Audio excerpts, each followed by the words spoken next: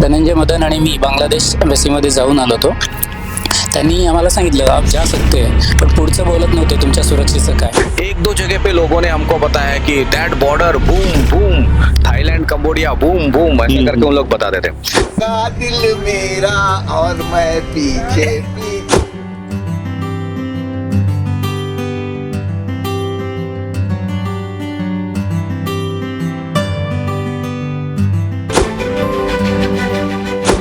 देशांमधला 60 नंतरचा 60 दिवसांचा प्रवास हा एक अविस्मरणीय ठेवाच आहे. उसमें हमने बहुत जगह पे इंसेक्ट्स देखे. उसके पहले तक मेरे को ये था कि I can eat anything, but वहाँ जाने का तो मैं ये बता सकता हूँ कि I cannot eat anything. Happy Makar Sankranti. उसमें भी हमारे धनंजय मदन जी अप्पा ने एक इंसेक्ट खा के दिखाया. अप्पा को बोला अप्पा आप टेस्ट करोगे. अप्पा ने खाया. बोला अप्पा कसं वाटतं तुम्हाला. ते कोळंबी सारखे वाटतं म्हणलं.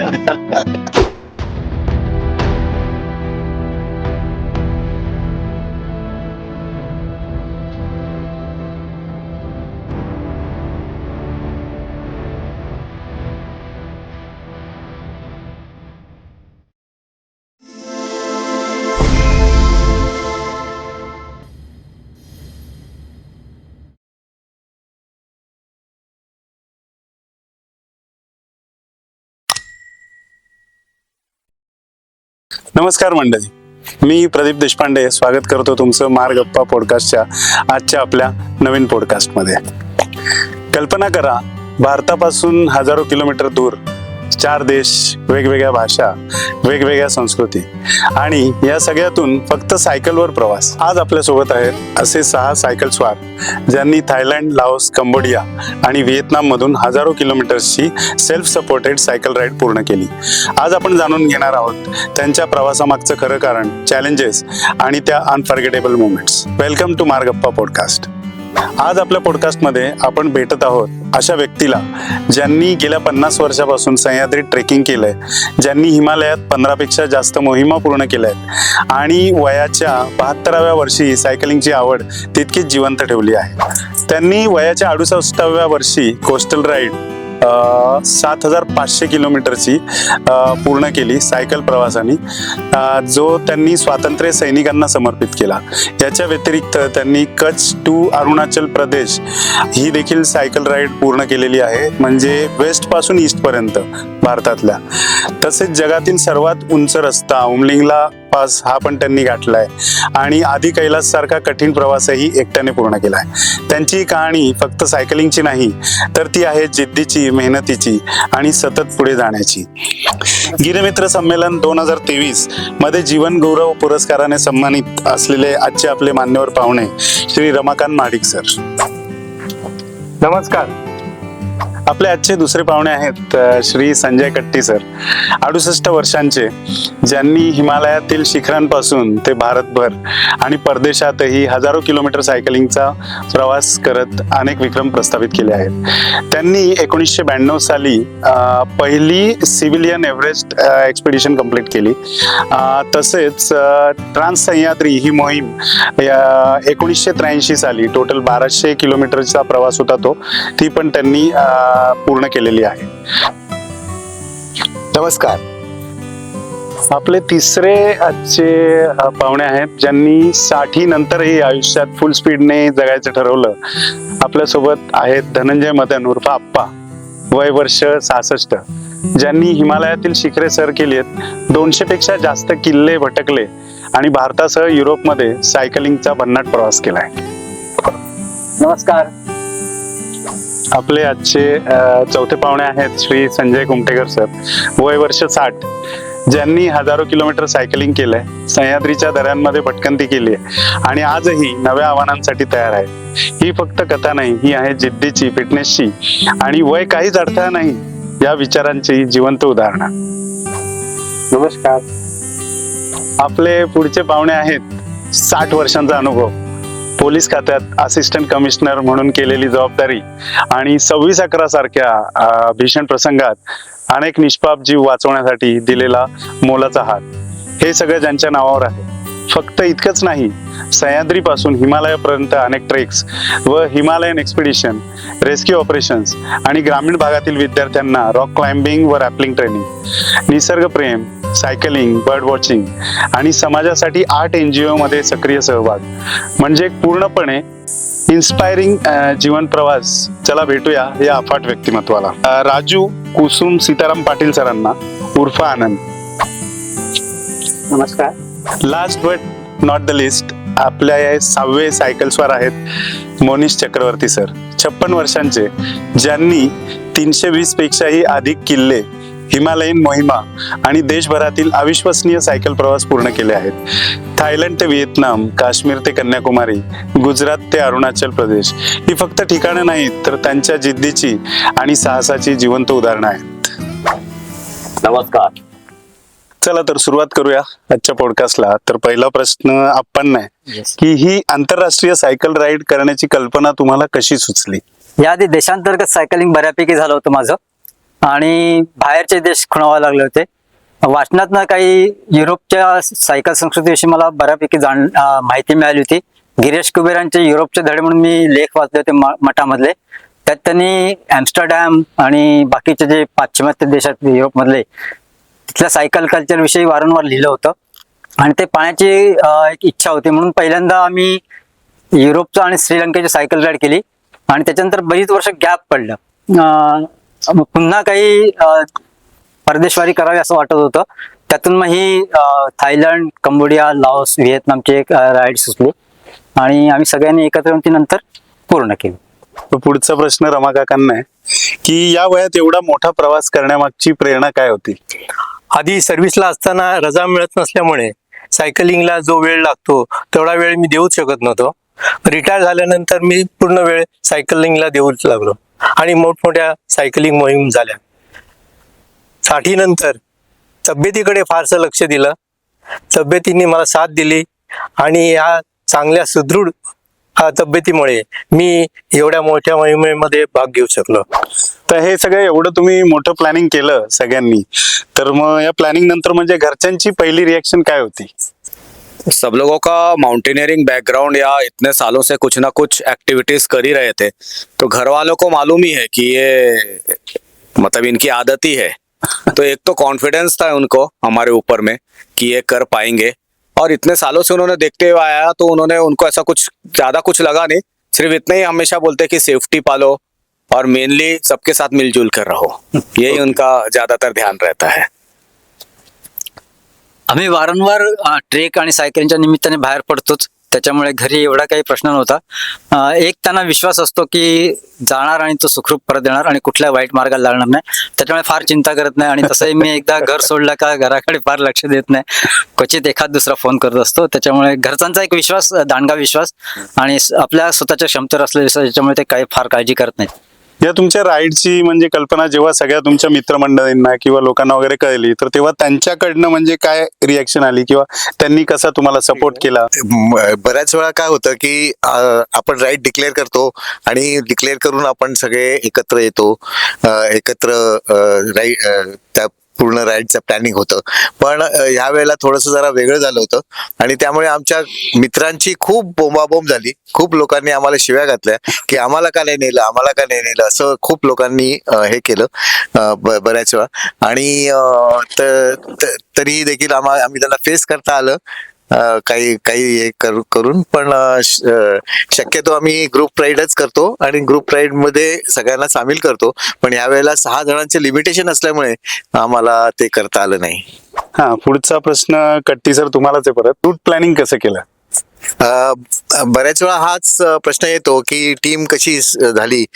ती अक्षरशः म्हणजे आपणनी ज्या प्रकारे त्यांनीच प्लॅन केलं आधी की असं असं करायचं, आणि त्यांची इच्छा खूप होती की मुंबईहून आपल्याला पूर्ण हा सायकलिंग राईड करायचा आहे. पण काही परिस्थितीमुळे आम्हाला ते करणं शक्य नव्हती. आमचा रूट जो होता तो बांगलादेश, म्यानमार आणि थायलंड, लाओस, कंबोडिया, व्हिएतनाम असा होता. पण काही कारणास्तव आम्ही चौकशी केली, बऱ्याच कॉन्सुलेटला भेटलो आणि त्यांना विचारलं, तर त्यांनी आम्हाला नकार घंटा वाजवली की ते म्हणले की अजिबात बांगलादेशमध्ये येऊ नका.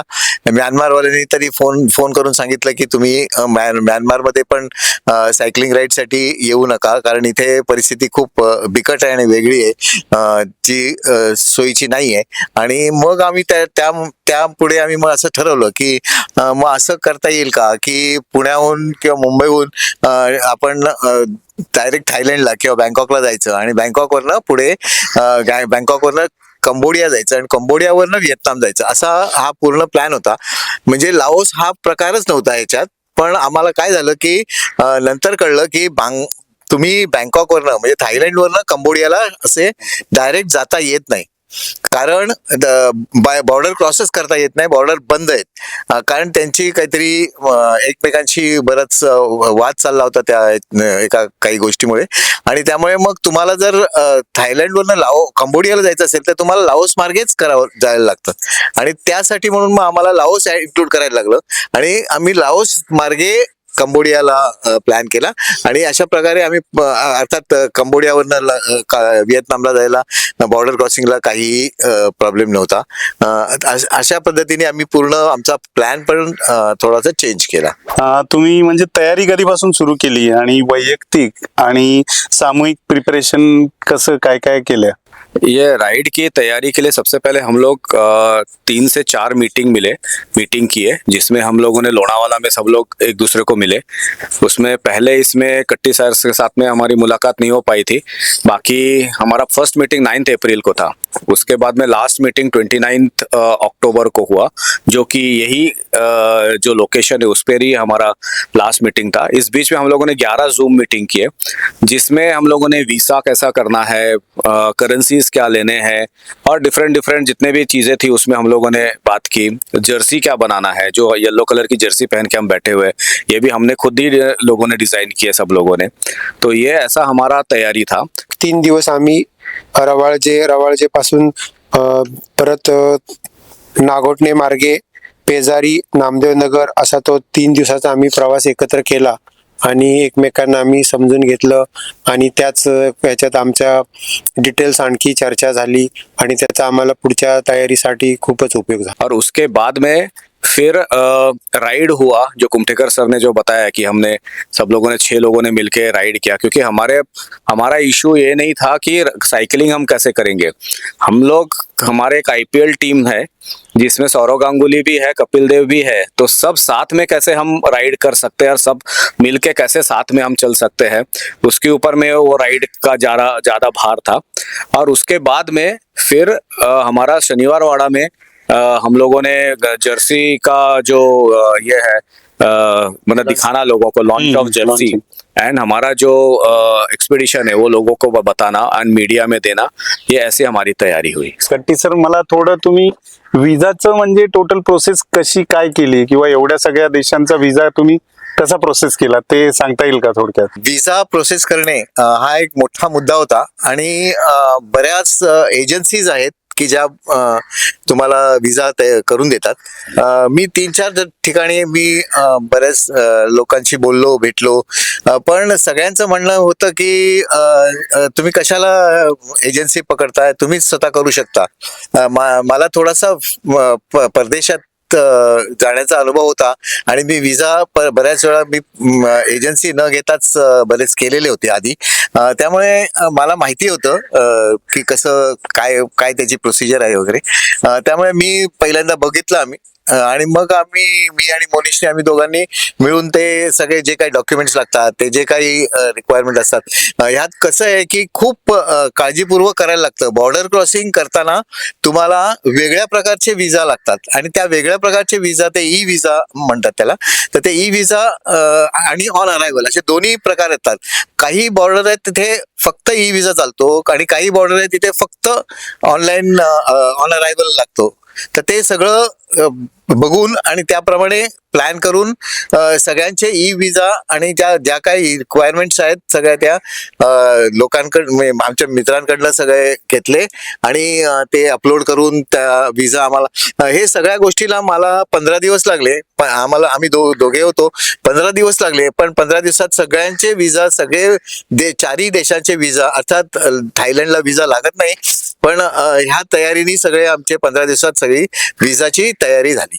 पुढचा प्रश्न मोनिश सरांना आहे की तुम्ही फ्लाइट मध्ये सायकल म्हणजे एवढ्या सगळ्या 6 सायकली कशा म्हणजे नेल्या, त्याच्याबद्दल जरा कुतूहल है. फ्लाइट से साइकिल लेके जाते हो तो उसे बॉक्स पैक करना पड़ता है. ओके. पूरा डिसमेंटल नहीं करना पड़ता है साइकिल को. जो साइकिल का हैंडल ऐसा रहता है उसको आप 90 डिग्री को आप 180 डिग्री में आप लेके आते हो. उसके बाद में एक व्हील निकालते हैं हम और कुछ पेडल्स निकालते हैं. अभी हम लोग यहाँ पे 6 लोग थे और सबका साइकिल, हम लोगों का प्लान पुणे टू बैंकॉक हमारा फ्लाइट था. तो हमारा पहला चैलेंज था कि 6 बॉक्स कहाँ से निकालना है.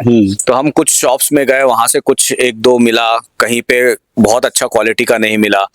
तो उसके बाद में सब खोज के हमने 6 बॉक्सेस लाए. 6 बॉक्स में हमने ये पूरा पैक किया साइकिल्स, और उसके बाद में हम वहां से क्या बोलते हैं एयरपोर्ट में आए. पुणे एयरपोर्ट में एयर इंडिया की फ्लाइट थी हमारी.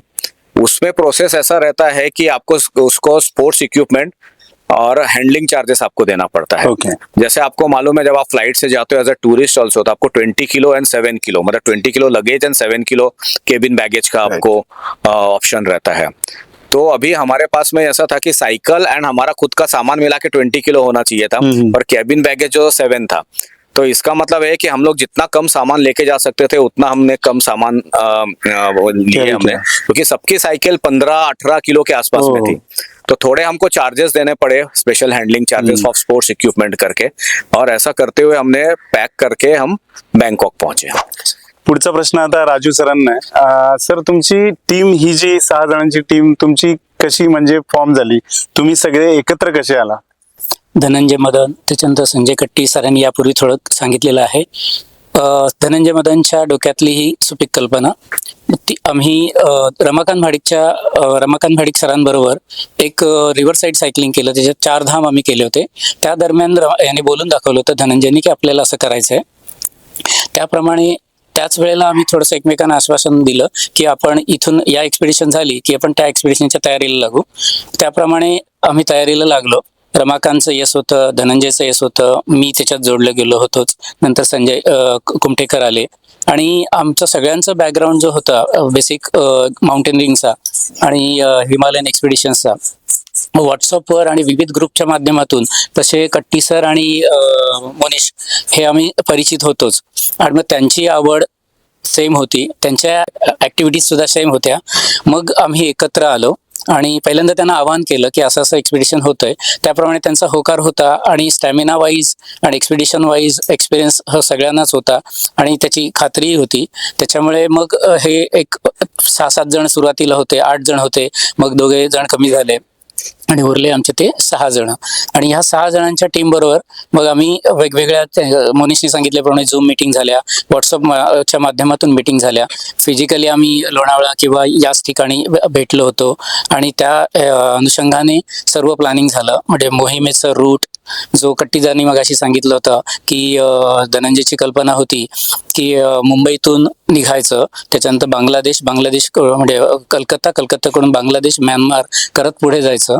तर तो रूट काही अडचणी ज्या कट्टीदानी सांगितल्या, युद्धजन्य परिस्थिती असो किंवा इतर 2 देशांमधले वाद असो, त्याच्यामुळे तो रूट न घेणं हे उचित होतं. आणि तसं आम्ही चौकशी सुद्धा केली होती. मी पोलीस खात्यात असल्यामुळे NIAचे चीफ त्या तत्कालीन अतुलचंद्र कुलकर्णी सर यांच्याशी स्वतः बोललो होतो. ते म्हणाले बांगलादेशच का, हा एकच प्रश्न त्यांनी विचारला, आणि तुमच्या सुरक्षेचं काय हे. आणि त्याचबरोबर यांनी सुद्धा ह्या गोष्टी सगळ्या पडताळल्या होत्या. धनंजय मदन आणि मी बांगलादेश एम्बसीमध्ये जाऊन आलो होतो. त्यांनी आम्हाला सांगितलं आप जा सकते, पण पुढचं बोलत नव्हते तुमच्या सुरक्षेचं काय. म्हणून थोडासा हा निर्णय प्लॅन 2 जो होता त्याप्रमाणे यांनी फायनलाइज केलं. मग सगळं झालं, आर्थिक नियोजन झाली, सायकलिंगचा रूट ठरला. त्याच्यानंतर फिनान्शियल ज्या काही गोष्टी होत्या, करन्सीज होत्या वेगवेगळ्या देशांच्या, त्या इथूनच मिळवल्या. पर डे काय खर्च असेल, लॉजिंगचा आणि जेवणाचा, याची गणितं मांडली गेली. आणि त्याप्रमाणे सगळे नियोजन झाल्यावर आमची टीम त्यांनी सांगितल्याप्रमाणे एक प्रॅक्टिस राईड केली होती आणि सगळ्यांचा स्वभाव कसा आहे हे अंदाज होते आणि त्या अंदाजावर शिक्कामोर्तब झालं की सगळे एकमेकांना जुळून घेणारे आहेत. सगळ्यांचा बॅकग्राऊंड हा ट्रेकिंग माउंटेन असल्यामुळे प्रत्येकाकडे लिडरशिप क्वालिटी जरी असली तरी कोणीतरी एक लीडर आणि कोणतरी डेप्युटी लीडर पाहिजे. मग त्याप्रमाणे आम्ही सर्वानुमते कट्टीदांना लीडर केलं आणि धनंजय मदनला डेप्युटी लीडर केलं आणि असं सगळं एकत्र आले, विचार आले, त्याच्यानंतर प्रॅक्टिस आली आणि सगळं नियोजन झाल्यावर आम्ही एकत्र 3 डिसेंबरला पुण्याहून बँकॉकला फ्लाय झालो आणि तिथून आमच्या राईडला सुरुवात केली. धन्यवाद. हा पुढचा प्रश्न पाटील सर तुम्हालाच आहे की रस्ते, पूल आणि इन्फ्रास्ट्रक्चर बद्दल सांगता येईल का? म्हणजे तुमची ही जी ओव्हरऑल राईड झाली तर चारही देशांचे रस्ते किंवा तिथले जे ब्रिजेस होते ते ब्रिज आणि इन्फ्रा बद्दल काय सांगता येईल तुम्हाला? खूप छान अनुभव आहे तिथला. मी भारताशी किंवा भारतातल्या इन्फ्रास्ट्रक्चरशी कम्पेअर करत नाही, त्याच्यामुळे कोणीही गैरसमज करून घेऊ नये. भारतात बऱ्याच गोष्टी आहेत, उपलब्ध आहेत, फक्त अवेअरनेस नाही आहे आणि सायकलिस्टला एक दुजाभाव दिला जातो तो इथे दिला जातो. पण तिथे आम्ही पाहिलं की रस्ते एकदम खूप सुंदर होते. म्हणजे साऊथ ईस्ट एशियन कंट्रीज जरी असल्या तर काही डेव्हलप आणि काही अंडर डेव्हलपमेंट कंट्रीज होत्या. त्याच्यामुळे रस्ता, नदी, नाले आणि ब्रिजेस पाहिले की तिथला आर्थिक स्तर सुद्धा कळून यायचा. तर लाओसला थोडंसं आपल्या सगळ्यांना माहितीच आहे की इकॉनॉमिकली थोडंसं हे पुअर आहे, पण तेथील रस्ते सुद्धा चांगले होते. कंबोडियामध्ये प्रश्न नव्हता, थायलंडला तर अजिबातच प्रश्न नव्हता आणि व्हिएतनाम तर डेव्हलप खूप छान होत आहे. म्हणजे अमेरिकेबरोबर एवढे वर्ष वॉर करून सुद्धा त्यांनी स्वतःला सावरलंय आणि त्याच्यातून एक उभारी घेतली. त्यामुळे तेथील रस्ते, नदी, नाले, तलाव, धरणं इथे आम्ही जर पाहिलं किंवा कटाक्ष टाकला तर आवर्जून तिथे लक्षात येत होतं की ती स्वच्छता खूप मेंटेन केली जात होती आणि त्या स्वच्छतेचं आणि इथे कुठेतरी कंपॅरिझन होत होतं. तर थोडीशी आपण ही मानसिकता बदलली तर आपल्याकडे सुद्धा खूप छान स्वच्छता आपण ठेवू शकतो. कुठलंही निर्माल्य, कुठलंही प्लास्टिक बॉटल्स तिथे कुठेही टाकलेल्या, पडलेल्या किंवा फेकलेल्या दिसून येत नव्हत्या. दुसरं विशेष करून सांगायचं झालं तर रस्त्यामध्ये ज्या वेळेला ब्रिजेस लागतात त्या ब्रिजेसला कनेक्टर जे असतात दोन ह्याच्यामध्ये जो सपोर्टिंग कनेक्ट होणार असतं तिथे आपल्याकडे धड धड धड होत असतं, पण तिथे कुठेही आम्हाला धड धड धड असा आवाज आला नाही किंवा सायकलला व्हायब्रेशन्स जाणवले नाही. तर सांगायची गोष्ट अशी की खूप छान पद्धतीनं त्यांनी इन्फ्रास्ट्रक्चर डेव्हलप केलंय. पूर्व नियोजन त्यांचं चांगलं आहे आणि त्यांचं व्हिजन खूप चांगलं आहे. त्यामुळे आम्हाला तिथला सायकलिंग करतानाचा इथला अनुभव आणि तिथला अनुभव अधिक सुखकारक होता. आणि एशियन कंट्रीज असल्यामुळे, साऊथ एशियन कंट्रीज असल्यामुळे इथलं वातावरण तिथलं वातावरण साम्य होतं. त्याच्यामुळे आम्ही तिथे छान सूट झालो आणि या सगळ्या गोष्टी आम्हाला भावल्या आणि त्याच गोष्टी आम्ही इथे लोकांना सांगण्याचा प्रयत्न करू. आमच्या परीने आम्ही सुद्धा प्रयत्न करू, चांगल्या गोष्टी इम्प्लीमेंट करू. धन्यवाद.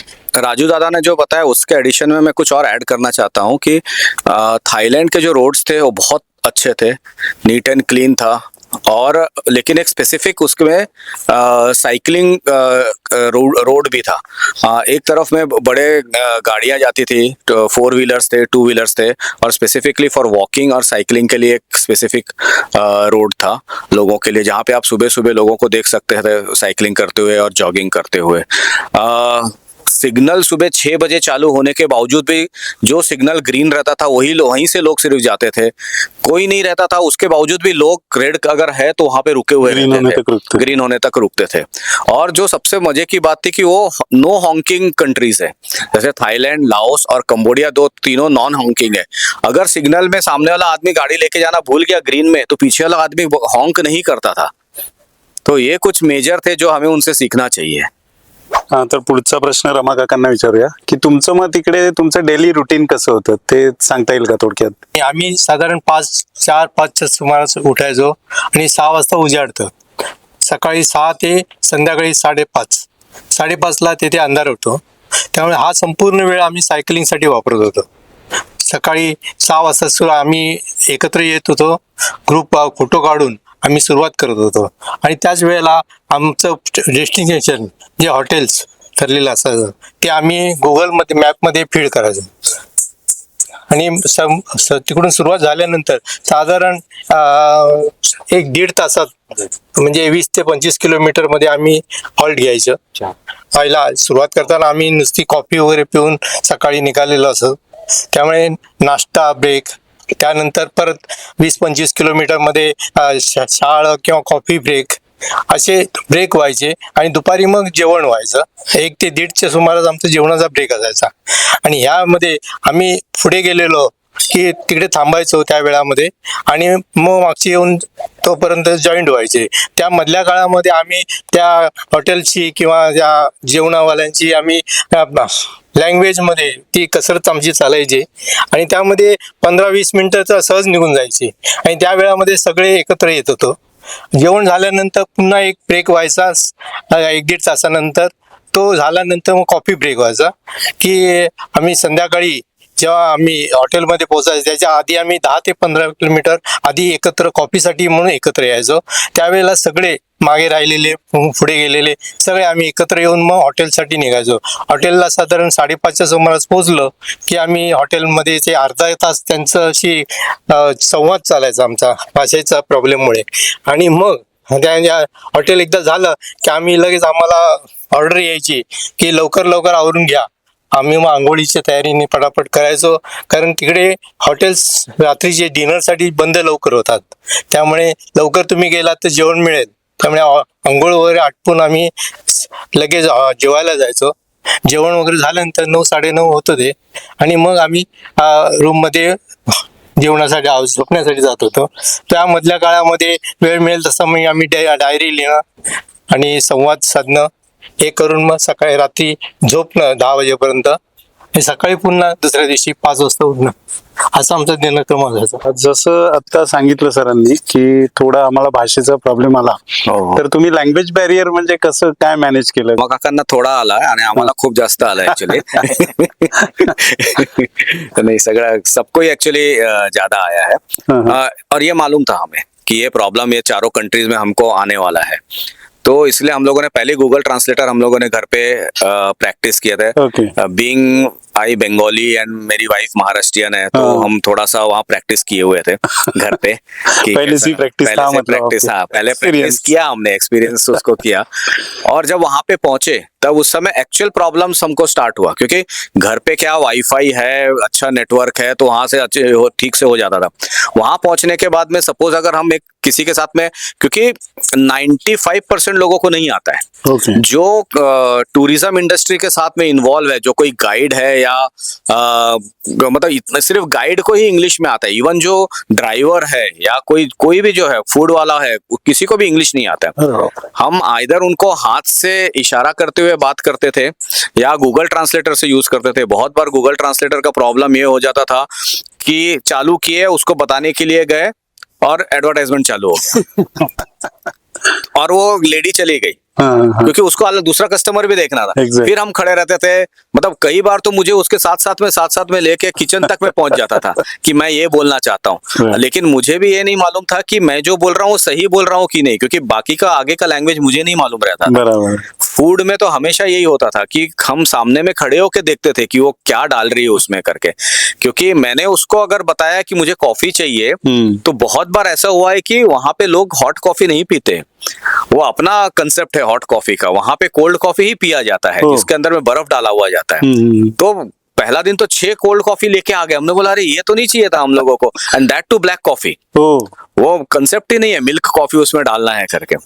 तो वो आ गया. फिर हम लोग धीरे धीरे ये सब में सीखते गए कि हाँ ये बताना है हमको, ये इशारा करना है, ये गूगल ट्रांसलेटर में बोलना है.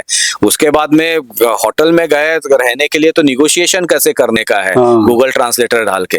तो ये जो रेगुलर की जो प्रैक्टिस थे, इनिशियली पहला 7 दिन हमको थोड़ा तकलीफ हुआ, पर धीरे धीरे हम यूज टू हो गए. और थोड़ा दिन रहता तो शायद घर में भी गूगल ट्रांसलेटर से बात करते थे हम. तो बरं, दुसरा सर पुढचा प्रश्न आपण विचारतो की तिकडे म्हणजे ओव्हरऑल एवढ्या सगळ्या 4 कंट्रीज मध्ये तुम्ही फिरले, तर लोकांचं म्हणजे ऍटिट्यूड आपल्या प्रति कसं होतं? म्हणजे ऍज अ तुम्ही टुरिस्ट किंवा प्लस तुम्ही सायकल स्वारीला गेले होते, म्हणजे लोकांचं तुमच्या प्रति कसं ऍटिट्यूड होतं? थायलंड, लाओस, कंबोडिया आणि व्हिएतनाम साठी त्या लोकांसाठी आम्ही फॉरेनर होतो. त्याच्यामुळे लोकांचं आमच्याकडे बऱ्यापैकी लक्ष होतं. रस्त्यावरनं सायकल चालवताना तिथल्या मुलांना, जे लहान मुलं होती त्यांना खूप इंटरेस्ट होता. आमचं लक्ष नसलं तरी ती मुलं हाक मारायची हॅलो हॅलो करून आणि आम्ही त्यांना हॅलो करायचो. कधी कधी शाळेतली मुलं थांबायची वाटेत आणि दे ट्राय टू कन्व्हर्स म्हणजे भाषेचं हे होतं. कधी कधी थांबून ते आमच्या सह्या घ्यायची किंवा फोटो काढून घ्यायचे. आणि जेव्हा जेव्हा लोकल लोकांशी संपर्क यायचा, म्हणजे जेवणाच्या निमित्ताने, नाश्त्याच्या निमित्ताने किंवा हॉटेलच्या चौकशी करण्यानिमित्ताने, त्या लोक खूप फ्रेंडली होती आणि सांगायची माहिती, आणि मनुष्यच बऱ्याचदा त्यांच्याशी कन्व्हर्सेशन करायचा. आणि कधी कोणी आम्हाला मिसगाईड केलं नाही. एका ठिकाणी असं पण झालं की आम्ही पैसे जास्त दिले तर त्यांनी ते परत केलेत, कारण ते करन्सी कन्व्हर्सेशनचा प्रश्न असायचा. तर लोक खूप फ्रेंडली वाटली. आणि ट्रॅफिक दरम्यान देखील आम्हाला कधी कोणी हॉर्न वाजवून आम्हाला किंवा कट मारून गेलं नाही.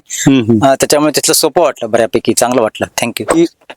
करन्सी, फूड आणि डेली चॅलेंजेस याच्याबद्दल म्हणजे काय सांगता येईल तुम्हाला? म्हणजे तुम्ही काय काय अनुभवलं तिकडे पूर्ण तुमच्या टूर मध्ये? जरी चॅलेंजेस म्हणले किंवा त्रास होतो असंही कळलं वाटलं, तरी त्यात एक वेगळेपणा असायचा. तर असे बरेच घटना घडल्या. आणि पहिल्याच दिवशी आमचा थोडासा म्हणजे मिसअंडरस्टँडिंग झालं. आणि दोघं जण आम्ही एका रस्त्याला गेलो, आम्ही पुढे होतो म्हणून, आणि बाकीचे चौघं दुसऱ्या रस्त्याला गेले आणि अयोध्येला पोचलो. म्हणजे पण कम्युनिकेशन चालू होतं, पण त्यांनी वेगळा रूट घेतला हे आमच्या लक्षात आलं. आणि मग आम्ही म्हटलं की आपण अयोध्या म्हणून जे आहे तिथे आपण भेटू म्हणून. आणि तिथे आम्ही भेटलो सगळे. आणि त्याच्यानंतर असं लक्षात आलं की त्या गावात रूम्सच मिळत नाही, म्हणजे तुम्हाला अवेलेबलच नाही आहेत रूम्स. का? आता तिथे कॉन्फरन्स भरली होती आणि बऱ्याच बाहेरच्या देशातनं बरेच लोक आली होती, आणि त्यामुळे सगळे हॉटेल्स फुल होते. आणि अशा परिस्थितीत आम्हाला खूप असं हे झालं होतं की आता रात्री राहायचं कुठे. आणि त्याच्यानंतर आमचं लक्षात आलं की त्या ठिकाणी, त्या गावात अयोध्या जे आहे, मोठं शहर आहे तसं, पण आणि खूप मंदिरं आहेत तिथे, पण तिथे अवेलेबल नव्हतं एकही हॉटेल राहण्यासाठी. इकडे तिकडे चौकशी केली आणि शेवटी नशिबाने एका रिक्षावाल्याला विचारलं आणि त्यांनी आम्हाला गाईड केलं की एक हॉस्टेल आहे आणि त्या हॉस्टेलमध्ये तुम्ही राहण्याची तुमची व्यवस्था होऊ शकेल. मग आम्ही त्या हॉस्टेलमध्ये गेलो. हॉस्टेल खूप सुंदर, खूप छान, खूप व्यवस्थित होतं. आणि तिथेही आम्हाला खूप छान ट्रीटमेंट मिळाली, प्रेम मिळालं. तिथला जो मुलगा होता, यंग मुलगा होता, त्यांनी आमच्यासाठी, आम्ही सकाळी लवकर निघणार म्हणून ब्रेकफास्ट वगैरे आम्हाला वेगळं पॅक करून ठेवलं होतं. हे खरंच म्हणजे मनापासून केलेलं हे जे काही पाहुणचार होता तो खूपच वेगळा आणि अप्रतिम होता. as far as करेंसी जो कंसर्न था, उसमें सबसे पहला इशू ये था कि हमने यहीं से डिसाइड करके गए थे कि पर डे हमारा कितना कॉस्टिंग आएगा. तो एक पर्टिकुलर अमाउंट हम लोगों ने जब फिक्स किया कि इतना हमारा कॉस्टिंग आएगा रोज का साइकिलिंग का एंड साइट सीइंग का इतना आएगा, तो हमने यहाँ से भात और क्या बोलते हैं डॉलर एंड वियतनामीज डोंग, ये हमने 3 कन्वर्ट करके लेके गए थे यहाँ से रुपीस को. बाकी का जो 2 करेंसीज मिलता नहीं था करके वो हमने नहीं यहाँ से लेके गए. फिर वहां जाने के बाद में वो करेंसीज हम लोगों ने यूज करना किया और हमने एक सेटल अप करके एक ऐप है वो हमने यूज करना चालू किया. और एवरी ये काम मेरे पास में था, तो एवरीडे मैं बताता था कि आज का खर्चा इतना हो गया है, आपने आज इतना खर्चा किया, आपने इतना खर्चा किया. तो उसमें हमको दिखता था कि ये माइनस में है, ये प्लस में है. तो दूसरे दिन मैं उनको बताता कि आज आप खर्चा कर लीजिए. और ये इतना अच्छे से मैनेज हुआ कि जब हम एक कंट्री से दूसरे कंट्री में हम जब क्रॉस करते थे, तब हम मिनिमम अमाउंट ऑफ करेंसी वो कंट्री का हम लेके आगे बढ़ते थे. जैसे अभी थाईलैंड से हम लाओस जा रहे हैं, तो थाई भात जो है हमारे पास में, मतलब हार्डली हमारे पास 50 या 60 थाई भात था जब हम लोगों ने ये किया. एक इंसिडेंस मुझे याद आता है कि लाओस से जब हमको कंबोडिया क्रॉस करना था, तो हम लोगों ने रात का खाने का ऑर्डर कैसे दिया मैं आपको बताता हूँ. कि हमने सब लोगों ने डिसाइड किया आपके पास कितना है, आपके पास कितना है, ऐसा करके हम लोगों को मालूम पड़ गया हमको 3.5 की 4 लाख लाओटियन किट हमारे पास में है कि, तो हमने वो हिसाब से ये ऑर्डर दिया. उसके बाहर हम लोगों ने लिया वो, उसमें भी 50,000 लाउटियन किट हमने क्या बोलते हैं थोड़ा सा साइड में रख के हमने किया, क्योंकि दूसरे दिन शायद हमको वापस और पैसे लग सकते हैं करके. तो इस तरीके से हम लोगों का जो करेंसी का जो था ये, क्योंकि इसमें कैसा होता था कि अगर सपोज मैंने ही पूरा खर्चा किया और एंड ऑफ द ईयर अगर मुझे मालूम पड़ता है कि सबसे ज्यादा खर्चा मैं किया और किसी का उन्होंने मुझे पैसा देना है, एंड ऑफ द डे अगर वो मुझे लाओटियन किप दे रहे या कंबोडियन रियाल दे रहे अगर मुझे वापस, तो मैं वो पैसे का करूंगा क्या, क्योंकि वो बाकी जगह पे चलने वाला नहीं है. तो इसके लिए हम लोगों ने ऐसा डिस्ट्रीब्यूट करके किया था एंड बहुत स्मूथली, क्योंकि कहीं पे भी जो प्रॉब्लम्स होते हैं आपस में वो पैसे को लेके ही होता है, बट हमारे बीच में कभी नहीं था क्योंकि हम लोगों ने इतना स्मूथली उसको पूरा मैनेज किया था. फूड ये चारों कंट्रीज में बहुत अच्छा था, बहुत अच्छा इन द सेंस कि दे वर ईटिंग हेल्दी फूड. मतलब कार्ब्स कम एंड प्रोटीन ज्यादा, जो आजकल हम लोग रोज रील्स में देखते हैं, उस टाइप का था। But those food are not meant for us, क्योंकि हम लोग जो खाते हैं वो हम लोगों का जीभ के लिए खाते हैं, सेहत के लिए कम खाते हैं हम लोग। तो वेजिटेरियन नाम का कुछ वहाँ पे कंसेप्ट नहीं है। Okay. तो अंडा भी वेज में आता है, चिकन भी वेज में आता है, फिश भी वेज में आता है। हमारे इसमें सब लोग नॉन वेजिटेरियन थे, सिर्फ राजू दादा जो है वो एग खाते हैं और फिश खाते हैं, लेकिन उनके भी खाना में बहुत बार चिकन निकल चिकन के आया। आता था। तो सबसे बड़ा धक्का हमको जब हम थाईलैंड में घूमने के लिए निकले तब हमको लगा, क्योंकि वहां पे डेलिकेसी वाज क्रोकोडाइल मीट, ओह, और वहां पे मतलब वो इसमें मुंह खुला हुआ इसका क्रोकोडाइल का चेहरा, देन लेग्स, और इसके अलग अलग ग्रेड्स थे। जैसे leg of crocodile is costing 170 बात, टेल का जो मीट है वो 100 बात, चेहरा जो है वो 50 बात, ऐसा उनका ये था। बाप रे। अब अपने यहाँ पे जैसे अप्पे मिलते हैं, उस टाइप का वहां पे एक डिश है जिसको क्रोम क्रॉक बोलते हैं। तो वो कोकोनट के मिल्क का बना होता है, coconut milk mixed with rice flour, और वैसे अप्पे के इसमें उन लोग वो बनाते हैं, वो बहुत अच्छा था। Thai curry was very good, chicken Thai curry, fish Thai curry बहुत अच्छा था। फिर वैरायटी ऑफ फिश वहां पे मिलता था। They are prawn eaters actually, हर जगह पे आपको प्रॉन्स मिल जाते थे। जैसे रूटीन में इन्होंने बताया कि महाडिक काका ने कि हम जो डेली हमारा चलता था उसमें एक चीज और था कि 11:30 बजे के आसपास में हम लोग कोकोनट वाटर के लिए रुकते थे, और कोकोनट वाटर इतना स्वीट मैंने कभी जिंदगी में नहीं पिया एक्चुअली। और बड़ा मतलब ऑलमोस्ट 1.25 लीटर पानी उसमें से निकलता था, 1.25 लीटर पानी, और उसके अंदर से नारियल जो निकलता था इतना मोटा रहता था कि मतलब हमारा शायद लंच के पहला और मतलब कोकोनट वाटर टू लंच के बीच में हमको और कुछ लेने की जरूरत नहीं पड़ती थी। और एक चीज और नया देखा कि उन लोग कोकोनट को छील के ना फ्रिज के अंदर में रखते थे, और जब आप उनसे बोलते हो कि हमको कोकोनट वाटर चाहिए तो कोकोनट जब वो निकाल के देते तो वो एकदम ठंडा गार आपको कोकोनट वाटर मिलता है। हालांकि हमने बहुत जगह पे देखा है कि लाओस में हमने बहुत जगह पे इंसेक्ट्स देखे। उसके पहले तक मेरे को ये था कि I can eat anything, but वहां जाने का तो मैं ये बता सकता हूँ कि I cannot eat anything. उसमें भी हमारे धनंजय मदन जी अप्पा ने एक इंसेक्ट खा के दिखाया हमको, क्योंकि एक दुकान में हमको एक आदमी ने लाके दिया कि आप खाओगे क्या करके, तो हमने बोला कि नहीं नहीं बाबा ये तो नहीं होगा। मैं बोला ट्राई करके देखता हूँ, यहाँ तक लेके गया मुंह पे, लेकिन मुझसे नहीं हुआ। अप्पा को बोला अप्पा आप टेस्ट करोगे, अप्पा ने एक खाया और बोला, अप्पा कसं वाटतं तुम्हाला, तो कोळंबी सारखे वाटतं म्हणलं। और जैसे जैसे आप आगे बढ़ते गए वहां पे स्मॉल एनिमल्स से बिग एनिमल्स हो गए। 31 दिसंबर के का जो नाइट को हम वियतनाम पहुंचने वाले थे, तो बड़े बड़े काउस बफेलोस को वो पूरा मैरिनेट करके ग्रिल करने के लिए रखे हुए थे, पिग्स ग्रिल करने के लिए रखे हुए थे, कछुए थे, टॉर्टोइस मतलब टॉर्टोइस था, ये था रैबिट्स थे। तो इस प्रकार का खाना वगैरह सब था। एक जगह पे तो हमने खाने का ऑर्डर दिया कंबोडिया लाओस के बॉर्डर में, और मैं देख रहा हूँ उनको कि मतलब वी हैड आस्क्ड कि उन्होंने बताया 50,000 जो उनका करेंसी था उसमें, हमने थोड़ा सा उसको बोला 30-35 करो, तो बोला हाँ ठीक है कर लेंगे करके। वो सब हो जाने के बाद में हमने दिया था चिकन फ्राइड राइस, और वहां से आ रहा था चिकन फ्राइड राइस। मुझे देख के बहुत खुशी हुआ कि अरे वाह क्या कितना सारा चिकन डाला उसमें। बट जो वो सामने आया ना तो इट वाज ऑल चिकन का जो पाँव रहता है, पंजा रहता है, वो था, वो फ्राई करके हुए उन्होंने राइस के ऊपर में रख के दिया था, और एक एक को 8-8 10-10 दिया हुआ था। तो वो एकदम हॉरिबल सिचुएशन हो गया हम लोगों को। मतलब हम लोग हर बार उनको चिकन फ्राइड राइस ही देते थे ऑर्डर, पर हर कंट्री में हमको अलग अलग चिकन फ्राइड राइस आता था। स्टीम अपना स्टिकी राइस उनका जो मेन ये था खाना था।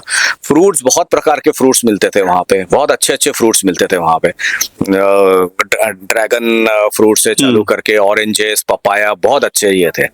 तो ये कुछ खाने के ये थे, बहुत अच्छा था, प्रोटीन युक्त था, पर थोड़ा हमारे लिए थोड़ा डिफिकल्ट होता था खाने के लिए। मसाले वाला खाना मसाला वाला खाना नहीं अपने इंडिया जैसा। मतलब पहला 7 दिन में तो हमारे टेस्ट बर्ड्स मर गए थे, और सब कॉन्टिनेंटल खाना था। इंडियन होटल्स में जब हम लोग जाते थे खाना खाने के लिए तो हम लोगों को वो मसाला खा के ना वो मुंह आ जाता था हमको। हाँ मतलब वो इतना तीखा लगने लगता था हमको बाद में, मतलब इतने दिन से हम लोगों ने नहीं खाया उसकी वजह से। और हम लोग हमेशा इंडियन फूड होटल में जाके खाना नहीं खा सकते थे क्योंकि वो बहुत कॉस्टली हो जाता था। अगर आपने स्ट्रीट फूड या वियतनामीज फूड या इनका फूड खाया तो काफी सस्ते में होता था। वही अगर हम लोग जब इंडियन फूड खाने के लिए जाते थे तो वो 3 या 4 टाइम्स ऑफ द कॉस्ट होता था हो. actually. मोनिश सर, आता तुम्ही एवढी फूड बद्दल माहिती सांगितली तिकडची, पण एक मला जरा कुतूहल आहे म्हणून विचारतो की जसं आता नारळ पाणी आपल्या इथे काय प्राइसला मिळतं माहिती आहे सगळ्यांना, तर तसं मला आणि प्रेक्षकांना पण तेच कुतूहल असेल की तिकडे तुम्ही जे नारळ पाणी प्यायचे तर आपल्या इंडियाच्या कंपॅरिझन मध्ये तिथे प्राइस पॉइंट काय होता? तो वो 15 रुपए से लेके 30-35 रुपए तक का वो होता हो, था. हो. इतना सस्ता रहता था वो. Okay. एंड क्वालिटी भी बहुत अच्छा एंड क्वांटिटी भी बहुत अच्छा. हाँ. ऐसा मतलब अपने यहाँ पे 60-70 रुपए में अच्छा अपने को मिलता है, पर वहाँ पे 15 से 35 रुपए के बीच में मिलता था ऑलमोस्ट मतलब 75% डिस्काउंट. डिस्काउंट. यस. की तुम्हाला या टोटल टूर मध्ये असं बिगेस्ट चॅलेंज कुठला म्हणजे असं स्पेसिफिकली वाटला? चॅलेंज म्हणजे तसं सिमिलर होतं आपलं भारतातलं सायकलिंग आणि त्यातलं भौगोलिक परिस्थिती साधारण सारखीच आहे, परंतु तेथे आम्हाला एक वेगळा अनुभव आला की तो हेडविंड, हा हेडविंड प्रकार जो आहे तो आमचा संपूर्ण रूट हा व्हिएतनाम मध्ये कोस्टल रूट होता आणि कोस्टलला हेडविंड फार येतो आणि आम्ही जो रूट घेतला होता तो साऊथ कडून नॉर्थ कडे व्हिएतनाम चाललो होतो, त्यामुळे त्या दिशेने हेडविंड जास्त मिळतं असं आम्हाला आधी सुद्धा कळलं होतं, परंतु आम्ही ते आव्हान म्हणून स्वीकारलं की आम्ही हिमालयात भारतामध्ये असं बरंचसं सायकलिंग केलं, कोस्टल रूट सुद्धा केला, हिमालयातले हेडविंड सुद्धा घेतलेले आणि त्याचा खूप अनुभव आलेला आहे, परंतु येथील अनुभव हा जरा जास्त होता कारण एवढं वादळ होतं की साधारण 4-1 दिवस तरी मिळालं, पण ते एवढं होतं की आम्ही रोडवर असं लटपटायचो आणि शेजारून आमचे मोठे कंटेनर जात असायचे, आम्ही बॅलन्स होऊन कधी कधी पडायचो, कधी 1-1 वर चालवायचो, उतार असताना सुद्धा 1-1 वर सायकल चालवायला लागायची आणि आमचा बॅलन्स जात होता. आमचा जो सायकल ट्रॅक होता जो पांढरा पट्टा तो सुद्धा कधी कधी आम्ही सांभाळणं अवघड व्हायचं आणि तो एक अनुभव खूपच वाटला आणि तो साधारण 4-1 दिवस होता, बाकी हेडविंड होतच, पण हा 4 दिवसाचा अनुभव आम्हाला खूप एक्स्ट्रीम होता. अजून काही म्हणजे पूर्ण टूर मध्ये कोणाला म्हणजे काही इंजुरी किंवा काय हेल्थ इश्यूज वगैरे काही झाले का? ह्या प्रवासात एक खूप महत्वाचं आणि शिवाय सगळ्यांना सांगण्यासारखं होतं की एकालाही आमच्या 6 पैकी कोणालाही कुठलाही त्रास किंवा आजारपण किंवा पोटदुखी किंवा डोकेदुखी किंवा ताप कुठल्याही प्रकारचं आजारपण नव्हतं. हे खरंच आम्हाला अगदी we are proud of it. आणि दुसरी गोष्ट म्हणजे कुठल्याही प्रकारची इंजुरी झाली नाही, कोणाला स्क्रॅच नाही, म्हणजे याचा अर्थ आम्ही काळजी घेऊन आणि पूर्णपणे जाणीव ठेवून की आपण परदेशी आहोत, आपल्याला पडणं धडपडणं हे परवडणार नाही, त्यामुळे रिस्क घेणं नाही, हा प्रकार केल्यामुळे आम्हाला कोणालाच कुठल्या प्रकारे इंजुरी नाही झाली, ऍक्सिडेंट नाही झाला, फॉल नाही झाला कोणाचा किंवा हे खरंच कौतुकास्पद आहे, हे आम्हाला स्वतःला वाटतं आणि याच्यात सगळ्यांचाच सहभाग आहे.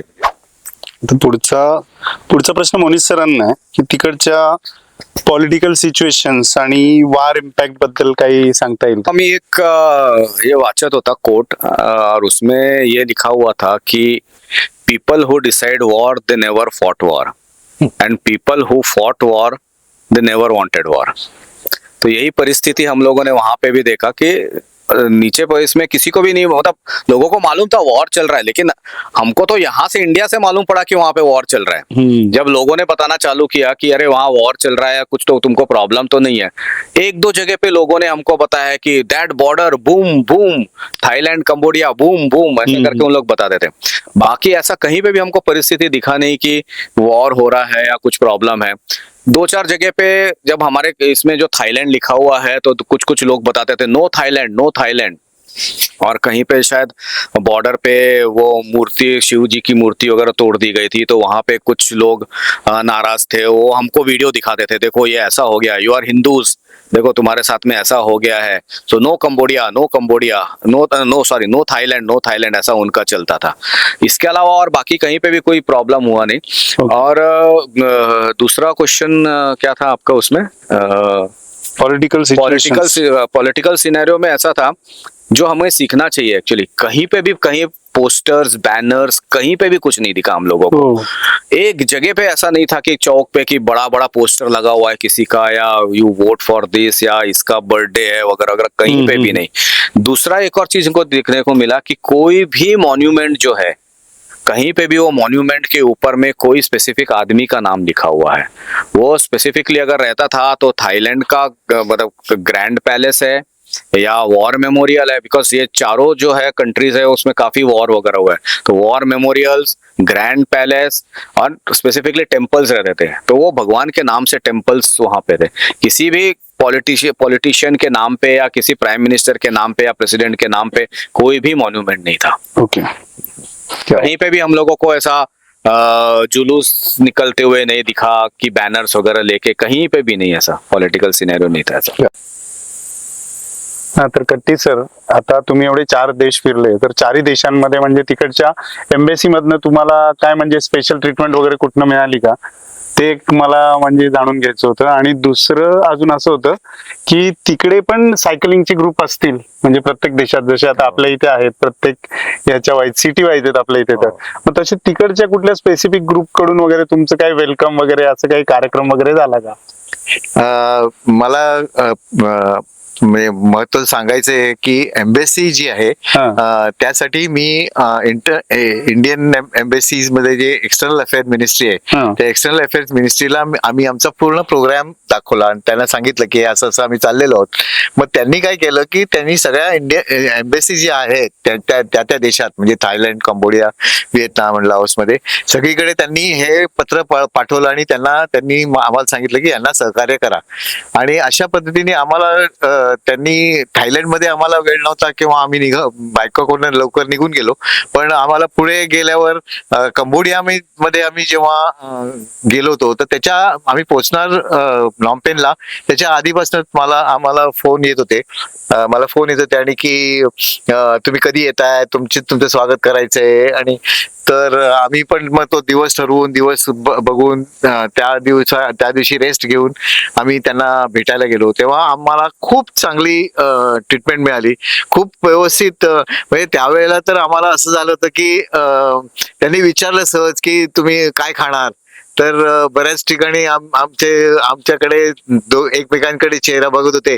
तेवढ्यात मोनिश म्हणला की नाही आम्हाला मसाला चहा खूप दिवस झाले, आम्ही 2 महिना झाला तर आम्हाला काय मिळालेलं नाहीये. तर ते म्हणले ओके आम्ही मसाला चहाच्या बरोबर तुम्हाला समोसा पण देतो म्हणून. असं करून आणि त्यामुळे आमच्या सगळ्यांचे एकदम हे झालं की ह्या दोन्ही गोष्टी ज्या अनेक दिवस आणि म्हणजे भारतात असताना आपण बऱ्याच वेळा चव घेतलेली असते आणि आमच्यासाठी त्यांनी समोसे मागवले आणि त्याशिवाय मसाला चहा मागवला. इतकं तृप्त झालो आम्ही. आणि मग तिथून पुढे गेलो आम्ही होचिमिन मध्ये सुद्धा हीच परिस्थिती होती.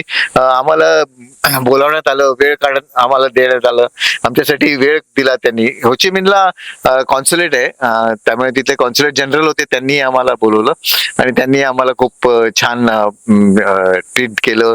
त्यांनी वेळ काढून आमच्याशी गप्पा मारल्या, बरेच प्रश्न विचारले, बरेच त्यांच्या आठवणी त्या देशाबद्दल सांगितलं. ह्याच्या व्यतिरिक्त आम्ही पुढे मग हॅनॉयलाही आम्हाला बोलवण्यात आलं की त्यांनी हे केलं की तुम्हाला आम्हाला भेटायचंय. पण फक्त प्रॉब्लेम काय झाला की त्या दिवशी काहीतरी एक डेलिगेट आली होती, त्यामुळे ते काही आम्ही म्हणजे त्यांची भेट होऊ शकली नाही. पण त्यांनी हे दाखवलं की उत्सुकता दाखवली त्यांनी. तर अशा पद्धतीने कॉन्सुलेटने आम्हाला खूप सपोर्ट केला, चांगलं वाटलं आम्हाला. त्याशिवाय आता तुम्ही दुसरा जो प्रश्न विचारला की सायकलिंग ग्रुप्स आणि सायकलिंग क्लब्स खूप आहेत, सायकलिंग ग्रुप्स खूप होते या ठिकाणी. सगळीकडे मी जे सोशल मीडिया आहे, फेसबुक म्हणा किंवा इंस्टाग्राम म्हणा, याच्यात मी बऱ्याच टॅप करून माहिती काढली होती आणि त्या ग्रुपमध्ये जॉईन होऊन तिथे प्रश्न विचारायचो. माझे बरेचसे प्रश्न ह्या ग्रुप मार्गे माझे सॉल्व्ह झाले आणि बऱ्याच ठिकाणी मला प्रश्न जो पडायचा त्याचं उत्तर त्या ठिकाणी मला मिळायचं. हे मात्र खूपच म्हणजे प्रेक्षणीय आम्हाला जाणवलं की फेसबुक आणि आणि याची खूप मदत होते. त्याशिवाय आम्हाला जेव्हा आम्ही याला गेलो होतो कंबोडियामध्ये, तिथे तर एक जण होता चाऊन म्हणून, तर त्यांनी मला फॉलो करत करत, म्हणजे मी थायलंड सोडल्यापासून मला फॉलो करत होता आणि मग सारखा प्रश्न विचारत होता, तुम्ही कधी येणार आहे, काय येणार आहे, सगळं विचारत होता. आणि मग नंतर मग आम्हाला त्यांनी सांगितलं की तुम्ही त्या दिवशी याल त्यावेळी मला सांगा. आणि मग त्यांनी आम्हाला गाठलं म्हणजे आम्ही, आणि त्यांनी गाठलं म्हणजे भेटले नाही, पण मला सांगितलं की तुम्ही आता कंबोडियामध्ये आलात ना, तुमची राहण्याची व्यवस्था इथे केलेली आहे. आणि आम्ही त्याच हॉटेलमध्ये जाऊन तिथे राहण्याची इतकी उत्कृष्ट सोय होती, ते उत्कृष्ट ती राहायची व्यवस्था केली. तिथून आम्ही नॉमपेनला निघालो तेव्हा मध्येच आम्हाला गाठलं म्हणजे भेटलो आम्ही. आणि दुसऱ्या दिवशी म्हणजे त्याच दिवशी आम्ही नॉमपेनला पोहोचलो. आता 50 किलोमीटर अलीकडे येऊन आम्हाला स्वागत केलं आमचं, आणि आम्हाला पूर्ण गाईड केलं त्या तिथल्या त्यांनी अरेंज केलं होतं एका हॉटेलचं, तर तिथपर्यंत नेण्याचं त्यांनी. कारण काय होतं की शहरात आपण सायकलिंग करतो तेव्हा खूप गर्दी असते आणि त्यामुळे एकत्र जाणं हे खूप कठीण असतं. आणि त्यामुळे आम्ही मग त्यांनी आम्हाला खूप व्यवस्थित रस्ते काढत, वाट काढत सगळीकडे बरोबर त्यांनी आम्हाला दाखवत कुठे कुठे हे काय आहे ते काय आहे असं करत करत आम्हाला गाईड करून हॉटेलमध्ये नेलं. त्याच्या व्यतिरिक्त आम्ही जेव्हा हॅनॉयला गेलो होतो तिकडे पण असंच, शिवाय होचिमिनला पण असंच एक जण आम्हाला म्हणलं की तुम्ही कुठे संध्याकाळी जेवणार आहात, तिथे मी येतो.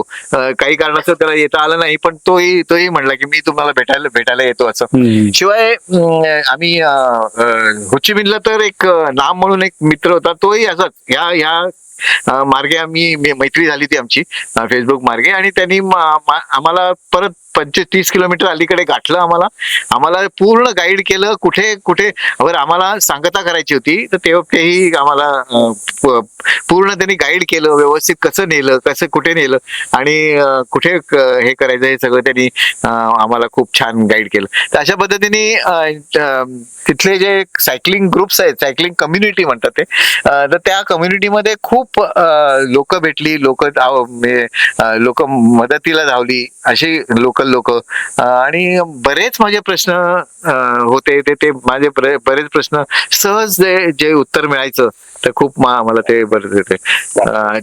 त्या मुख्य महत्वाचं आणखीन एक, आता काय होतं की जेव्हा आपण सांगता करतो, म्हणजे आपल्याला आता हॅनॉयवरनं बॉक्सेस घेऊन आपल्याला सायकलनी जायचंय, सायकल पॅक करून आपल्याला बॉक्सेस घेऊन मुंबईला जायचंय, तर त्यावेळेला बॉक्सेस मिळणं हे खूप मोठी मारामारी असते.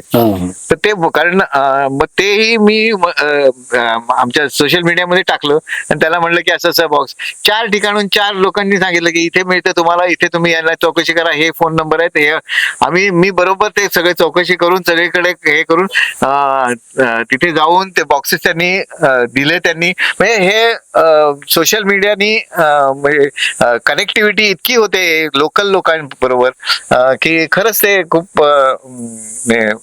खूप आवडलं आम्हाला ते. आणि प्रत्येकाने मला वाटतं की सोशल मीडियावर, अर्थात कसं असतं की इंडियात जरी ते आले तरी आम्ही पण त्यांना तसंच हेल्प करतो, मदत करतो, सपोर्ट करतो. तर ती कम्युनिटी छान जमलेली आहे आणि सायकलिंग कम्युनिटी ही खूप सगळीकडे प्रसिद्ध आहे. Thanks to social media. Yes. Social मीडियामध्ये आपल्याला आजकाल बराच फायदा होतो. त्याच्यानंतर सगळ्यांसाठी प्रश्न आहे की कधी असं वाटलं का की बस आता नाही जमणार, दमलो वगैरे, असं काही म्हणजे आला का विचार डोक्यात? सायकलिंगचं प्रॅक्टिस खूप छान होती, उद्दिष्ट आमची ठरलेली होती आणि गोल अचीव्ह करण्यासाठी सगळेच फिजिकली आणि मेंटली तयार होते. त्याच्यामुळे हेडविंड असू दे, पाऊस असू दे, वारा असू दे किंवा थंडी असू दे, आम्हाला कुठेही अडथळा आला नाही आणि कुठेही असं आपल्याला एक्झिट व्हायचंय किंवा क्विट व्हायचंय अशी भावना कधीच निर्माण झाली नाही.